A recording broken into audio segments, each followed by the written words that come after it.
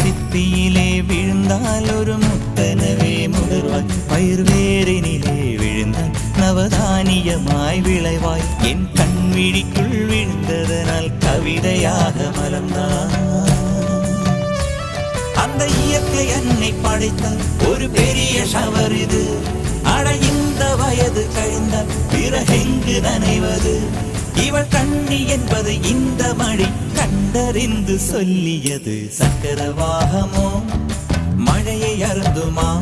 நான் சக்கரவாக பறவையாவேனு. மழையின் தாரைகள் வைர விழுது விழுது பிடித்து விண்ணில் சேர்வு